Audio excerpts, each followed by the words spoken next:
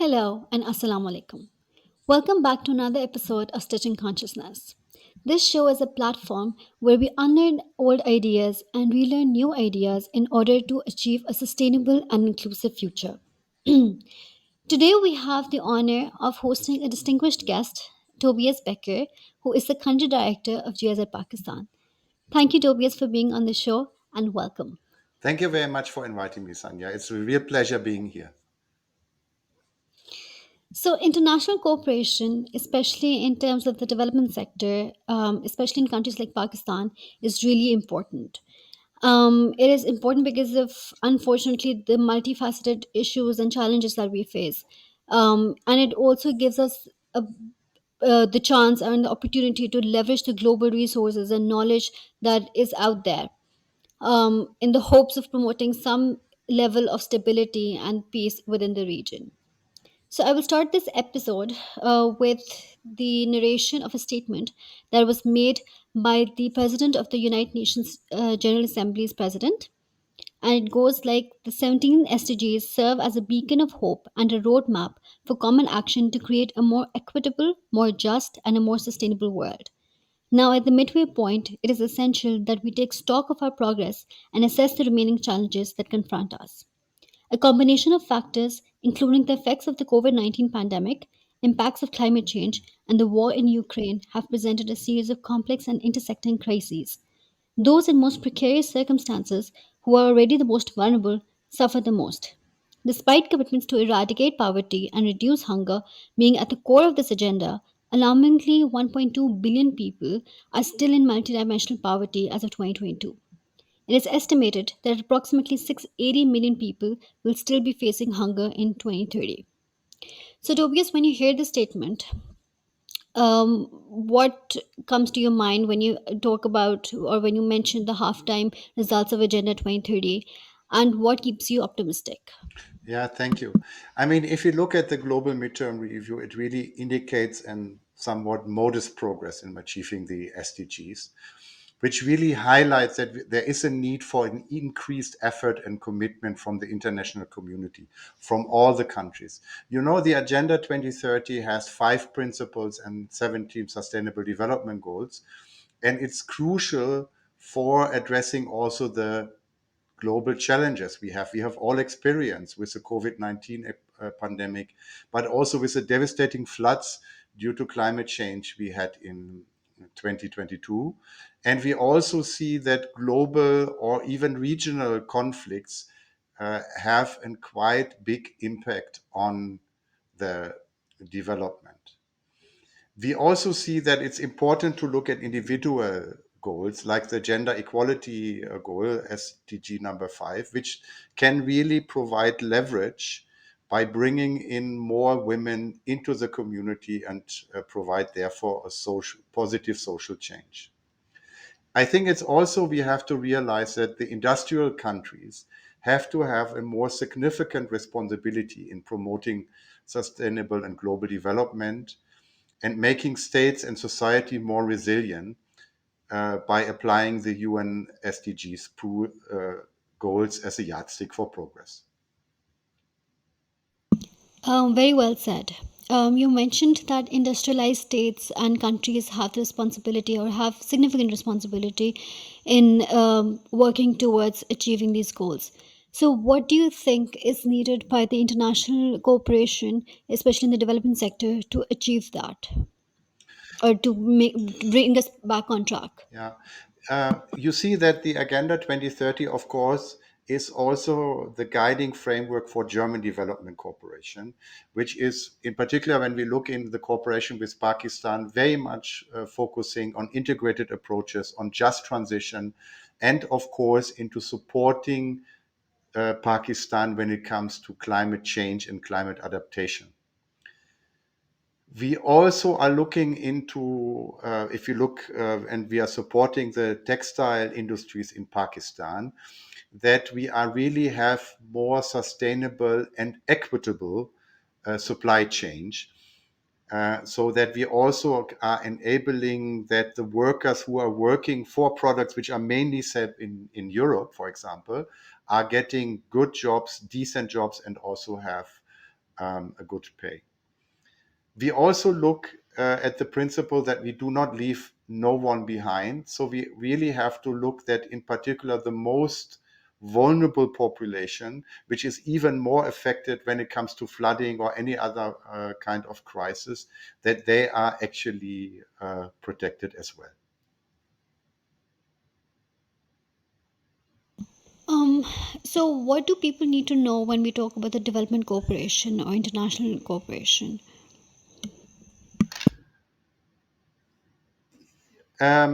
If here in the German Development Corporation is into divided into two parts. We have one part which we call technical cooperation, where organizations like the GIZ, on behalf of countries or governments like Germany or the EU, provide technical expertise, knowledge, and skills for the colleagues here in Pakistan. I always say what we do is really we work to change the mindset, the behavior, how people work. For example, we support Pakistan how to promote and use more renewable energy.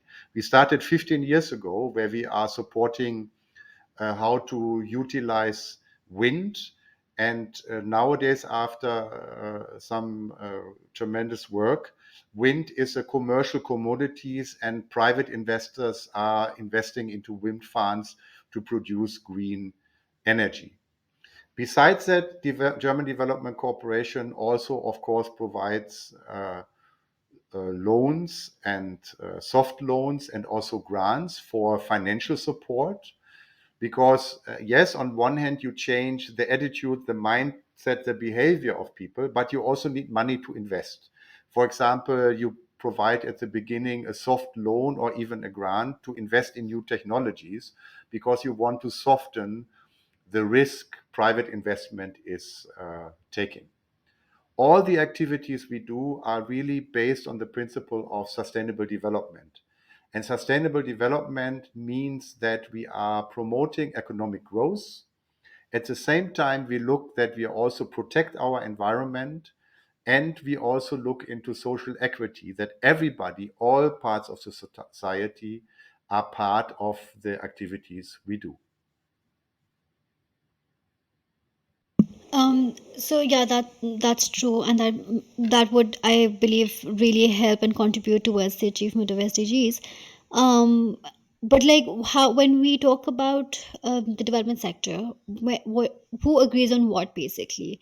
The government is the political, the political partners and the agreements between the two governments. How, can you explain that a bit, please? Yeah. And now I'm really looking under the perspective of the GIZ, which is also an organization which belongs to the German government. So we are a state-owned organization. And the projects we do are really based on government to government negotiations. Every 2 years, Pakistan and Germany sit together and agree on the sectors they want to work is. In the moment, we work on energy and climate, we work on social protection, and we work on vocational training and decent jobs. And then within these sectors, we agree on certain projects we want to do together. These projects are based on um, demands which have been formulated by different partner ministry, for example, the Ministry of Climate or the Ministry of Energy, the institution who is responsible for technical cooperation, NAFTTC. And based on this, we formulate in response how Germany and we as GIZ can support the plans by the government. Right. And there are many different implementing actors and bodies and development sector actors within the ecosystem of Pakistan, the development sector ecosystem of Pakistan. So, what makes GIZ different or unique? Well, It's of course not easy to answer because also other organizations are doing a great job. I don't want to say that GIZ is the only one who does a great job. I think what is a little bit unique with us is that we, of course, have a very long term relationship with our partners. We work together with Pakistan as GIZ. We just 2 years ago celebrated 60 years of development cooperation. And since this time, we are working, for example, together in the field of energy. So we are a long standing and very reliable partner.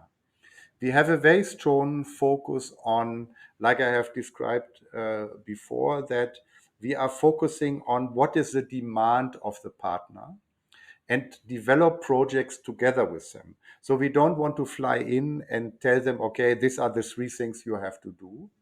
We have our ideas and we can bring experiences from other countries, but we want to discuss, of course, with our partners to say, okay, how is this best fitted for the situation in Pakistan?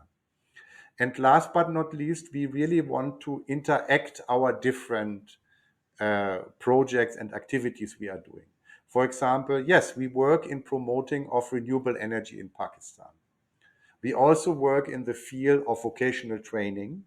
And it's very naturally that we then say, yes, for installing good renewable energy plants, PV systems, you need well-trained engineers and workers who can install it.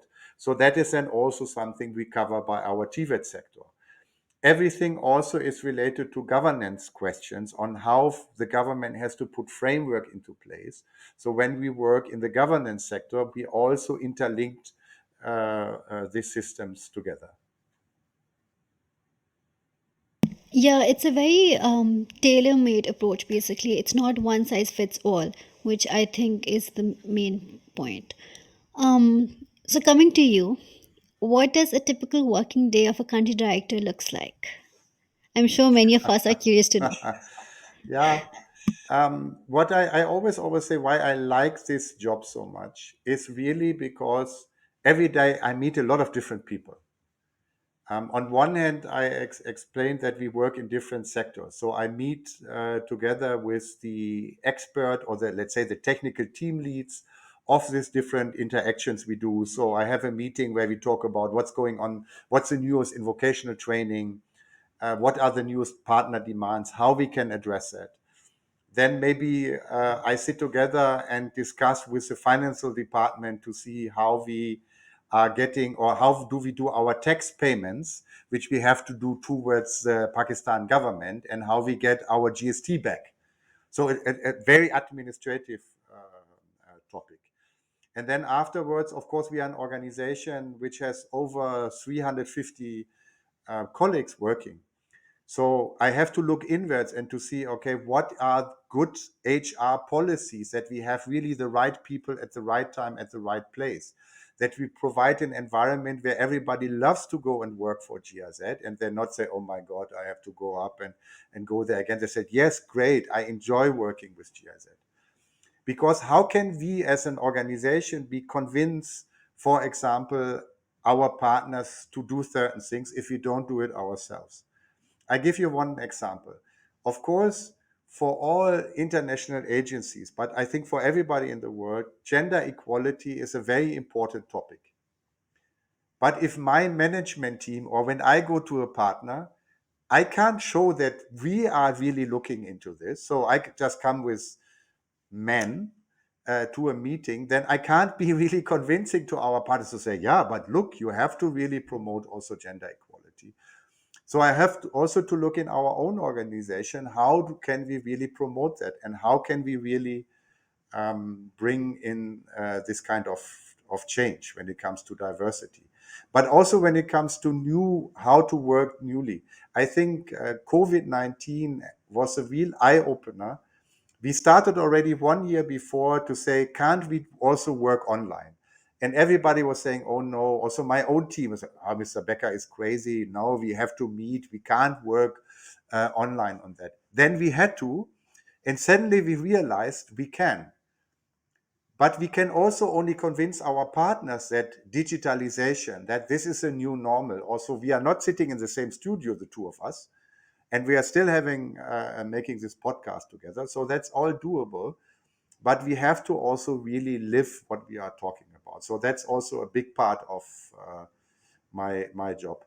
Last but not least, I really enjoy working with my colleagues because they give me, first of all, I think the reason why GIZ is successful and it's acknowledged by all the partners is because of the work my colleagues do. It's not because of me. I mean, I'm just one person and maybe sometimes a figurehead, and I'm invited to speech at certain events. But the real work, working with the counterparts, working with the target groups, with the population, are really my colleagues. And they are doing it in a way that people from the outside say, oh, well, what the work which GIZ is doing is really a great job. So that makes me very proud. And I'm very, really proud and happy to be part of that great GIZ Pakistan team. Yeah, you mentioned digitalization. I remember in November 2019, everybody was like getting on Teams and like checking with each other. If, can you hear me? Can you connect with me? So I remember that time and how GIZ was trying to get ahead of the times. And I remember when COVID happened, and I was like, yeah, but GIZ has already done that. We've already been there. And also the point that you said about walking the talk and like practicing what we are called advisors, but then again, we also practice what we advise on. So yeah, I'm really happy to hear what you just said. So my next question is that, like being a country director in Pakistan, what do you think? You've been a director and you've worked in other countries as well. What stands out about Pakistan in terms of the development sector, or what is unique to this country? That's not easy to answer. I have worked in other parts, also in the region, and spent also some time, or actually almost 10 years in China. I would say what really is something when I look back in the last 6 years is every year we had a crisis. I started, I think, 19, and we had elections, and we also had their crisis, a lot of demonstration and things like this. Then the following year, there was a Kashmir crisis. Then we had 2 years of COVID. Then the next year we had flood, the devastating flood. And also now Pakistan is facing great challenges with the economy, with a high inflation. So that really keeps all of us on the toe. And man, who am I to say something like this? Of course, the people who actually live in Pakistan, I can only admire that they endure that. And I think also this is the real strength about the people of Pakistan, that they are very resilient, that they, whatever crisis come, they are able to go through that. And I have great respect how Pakistan handled also the COVID crisis, and how calm they manage the crisis, also compared to other countries in the region on that. So that really impresses me. But this also has, like I always say, whatever is your strong suit can also be at one time be your weakness. Because of the great resilience Pakistan or Pakistan partner have, I sometimes feel also there is a resilience to change. So we want to bring changes. I want to bring changes in my own organization here in GIZ Pakistan. We want to change the behavior, the way people think in different ministries, in different partner institutions. And we have to be patient. We have to be really convincing, and I think also give people the comfort that this change is something which will really bring benefits on this, because people are naturally looking at the environment they are growing up with, or they are, that it's really, they are cautious when it comes to changing things, and that is something we have to acknowledge. and therefore dresses. And that's maybe a little bit also something which is different to other countries I have worked in the region. Yeah, and I hope that that also changes soon, like the resilience to change. I think that's the key to success, basically, overcoming that. That's true. Um, what has been your most favorite part about Pakistan in terms of food, activities, culture? Have you enjoyed the most? I always say if I can choose what would be my greatest hobby, I always say sleeping in the Pakistani winter sun. This is something that I find the winters, in particular in Islamabad, I find really amazing and so enjoyable because I mean you have this nice sunshine during the day, very nice air. You drink fresh orange juice because then it's also the orange season. It's really wonderful. I really enjoy that, and this is also one thing I will really miss when I will leave Pakistan. Is this food wise? I mean, of course, Pakistani food I really enjoy eating. I like very much palak paneer, for example, but also a good butter chicken is something I really enjoy eating. So many other, but also chapli kebabs from Peshawar. Many things. So the cuisine is also something I really enjoy, and the diversity of culture you see. I mean, of course, if you go to the northern part and you see the beauties, which I have to admit I have not been there. I've only seen it on YouTube videos so far, but I'm still planning on doing that. And also then going to the south, I have been in Bahawalpur, um, looked at the different temples and also forts and things like this is something which shows you the rich culture. And that brings me also to, of course, the people, the music, the painters. My wife and I, we have collected quite some art from Pakistan, which we are bringing wherever we are going next in the world, because you have really beautiful artwork. Yeah, so I really enjoy that. And of course, last but not least, the people itself. I always feel very bad if my Pakistani colleagues visit Germany because I don't think that Germans are really very hospitable people. And the hospitality I or everybody receives in Pakistan is for me really unmatched. It's so wonderful wherever you go, um, wherever in whichever house, small village, you are always welcome. People give you wonderful food. They share whatever they have. That is really great. That's so sweet. Like all the things that you said, they're so nice. And I hope you get to visit up north as well, like before you leave. So speaking of you leaving, um, what is the one takeaway from your experience in Pakistan, and what advice would you give to your successor? Okay, let me maybe start with a little story. I was just a couple of weeks ago. I was in Germany, and I was going to a bakery to buy myself a coffee and a croissant. And in front of me were a couple who was not was visiting Germany, and I thought already when I looked at them, maybe they are from Pakistan. So I involved them in a talk that says, oh yeah, we are from visiting from the US, but originally we are from Pakistan. I said, "Oh, great! I'm just leaving 2 days later, going back to Pakistan." Oh, what are you doing there? And then I said, I work for the GIZ, and they said, "Oh, GIZ, GTZ." And then it turned out that this person had worked in the 80s for the former GTZ on that, and was still speaking with so much. Um, Pleasure and also respect for the GIZ. So this really shows that we really are appreciated with what we are doing here in Pakistan. And this is something where I would also say to my successor, this is something we can really build on. We don't have to be shy.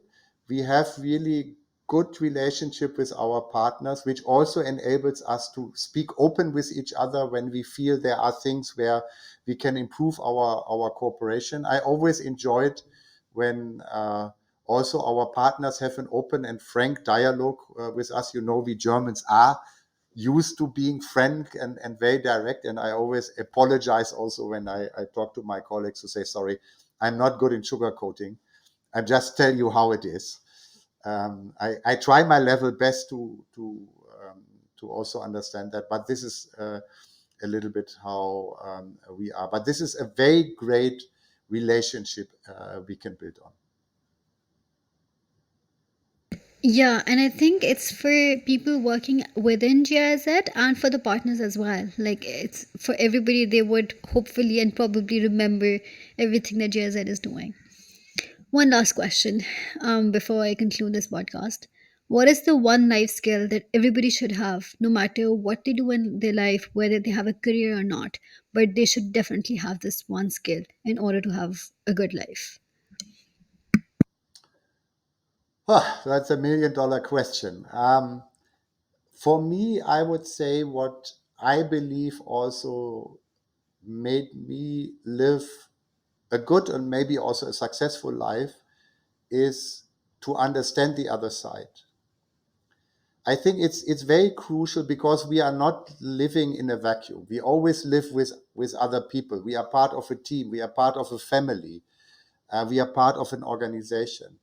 To understand when you have disagreements, to really understand where the other person is coming from, because this enriches also your own knowledge. I always learn a lot when I have a discussion with a colleague, for example, sometimes also with headquarters when they have some demands to say, oh, Mr. Becker, you have to do this and that way. And says, why? Why do I have to do that? And then to understand, okay, it comes from there, maybe there is a regulation in place, or because of this and that reason. It's for me an eye opener to see, oh, wow, okay, this is something I haven't looked at. So it enriches myself. So being really open and understand where the other person comes from is key. And of course, in development cooperation, it's essential. I don't think that any of us should come to another country and say, yes, we know it all, we tell you how it's done. No, we have to understand how the situation is, and we have to reflect also on that and then see that and see where is the overlapping, how can we bring things together. So that's, I think, a very good life skill to have. Yeah, I think that would be very that would is applicable for everyone. It doesn't really matter whether it's in professional work or in your personal life. Absolutely. Thank you so much, Tobias, for being on the show. It has been absolutely wonderful listening to all the stories as well as about your experience. I'm sure our listeners and our viewers are going to have a really good time watching this episode. And all the best of luck for your future upcoming whatever there is that you do and whatever the next project is. Thank you. Thank you very much for having me. I really enjoyed this discussion, and I hope it was also interesting for your viewers. Thank you. Thank you.